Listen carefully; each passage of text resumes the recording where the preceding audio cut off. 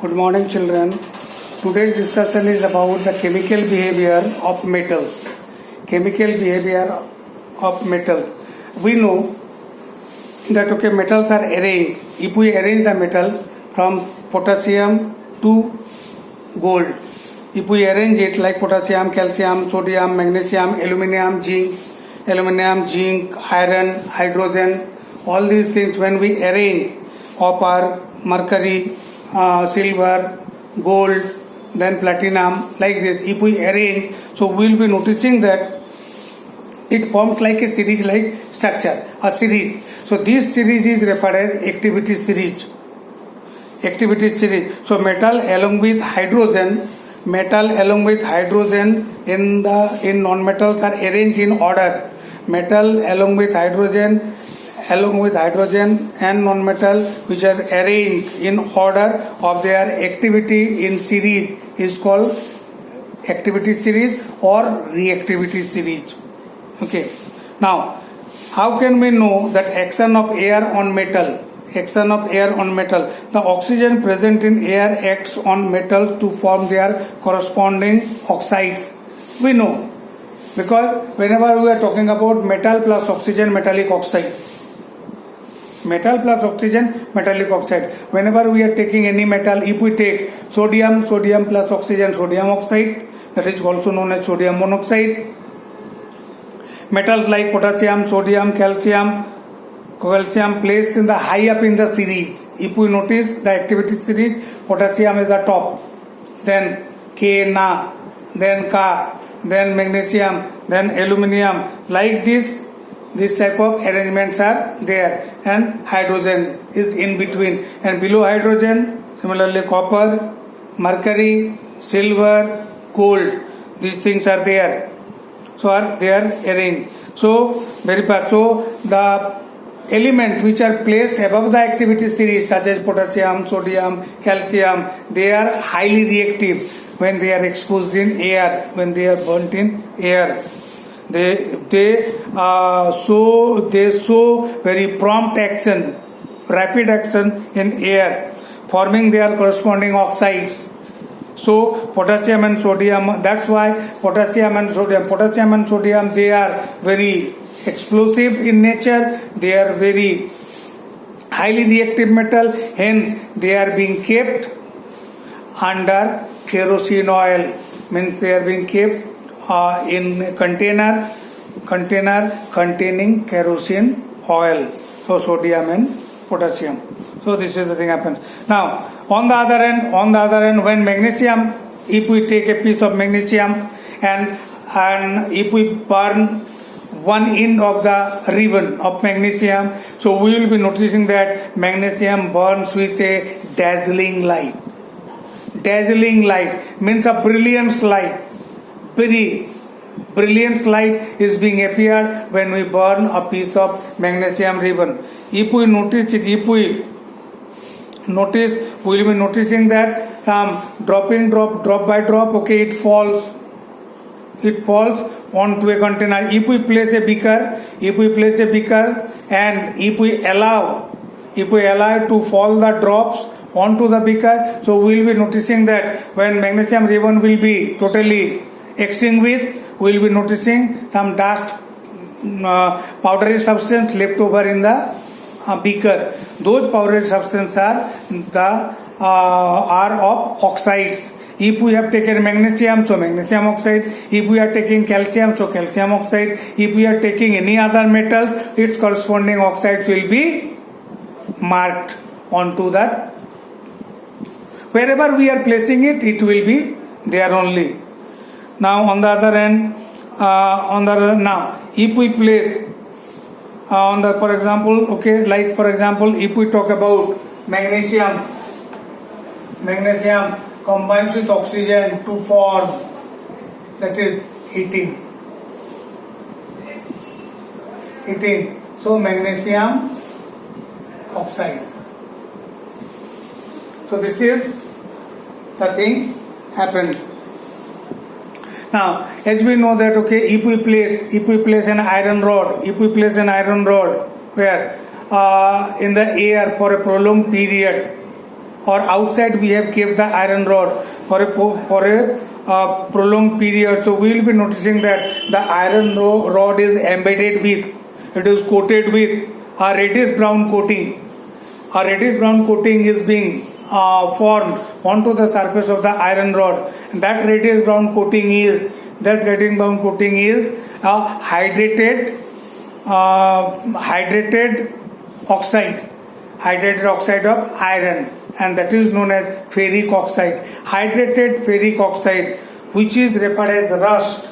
Hydrated ferric oxide, which is referred as rust, and rust has the chemical formula as Fe2O3 dot X molecule of water. This is called the rust. This is rust, and this rust is formed onto the surface of any ionic material kept prolonged period outside, because exposure is always coming in contact with the surface, and in exposure water is there, and as water is there, so gradually it corrodes the surface, it decolorize the surface. The original color may not be there, it changes into different color. So this is called when the chemical action, if the chemical action of the air is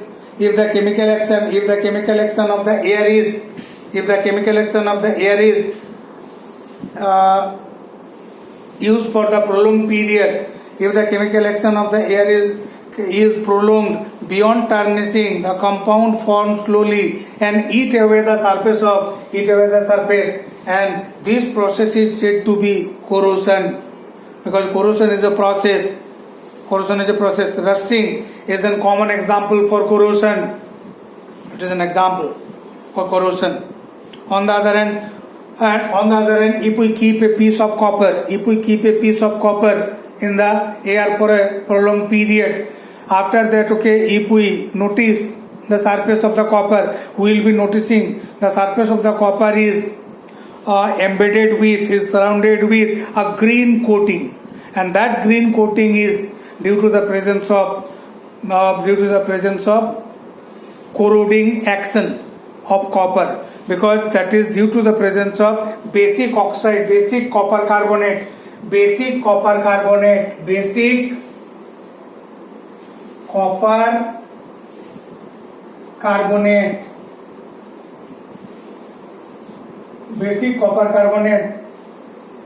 is formalized as CuCO3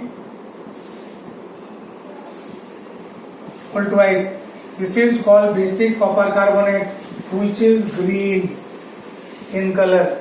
So this is the case for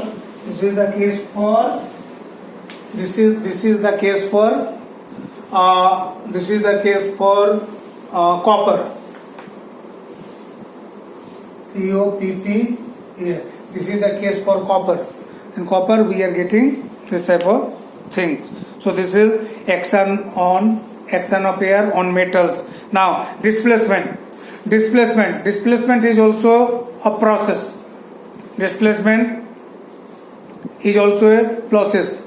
Displacement of one metal by another metal, a more active metal, means the reaction in which. Now what is a displacement reaction? A displacement reaction is a reaction in which an active metal displaces a less reactive metal from its solution and takes in thereby and laterally in solution. A more active metal displaces a less reactive metal. A more active metal displaces more reactive metal from its solution is called as displacement reaction. The reaction in which one active metal displaces another less reactive metal from its solution, then the reaction is said to be displacement reaction. Like for example, aluminium and iron displaces copper from a solution of copper sulfate. Like for example, if we take an example, so we can say that if we take a piece of iron, this is the nail arterial tube, and this is, and here we have taken a nail inside.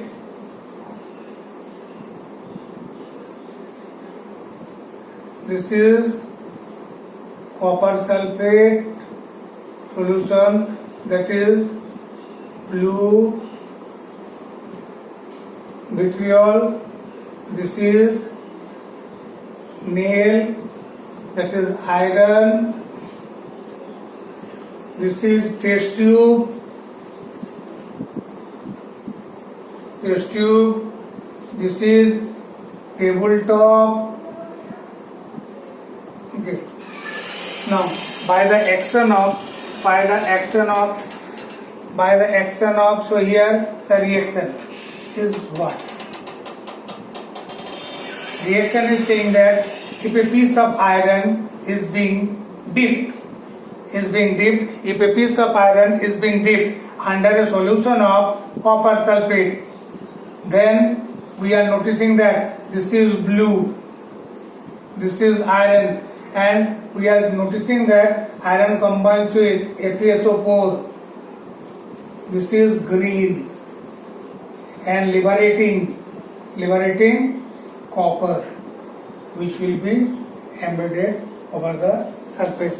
So iron combines with copper sulfate to form iron sulfate and copper relief. So here we are noticing that if we compare iron with copper, this is one element iron, another element copper.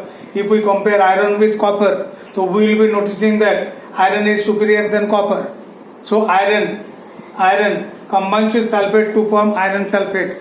So that means from copper sulfate, copper replaced, and this copper left over onto the surface of the iron rod.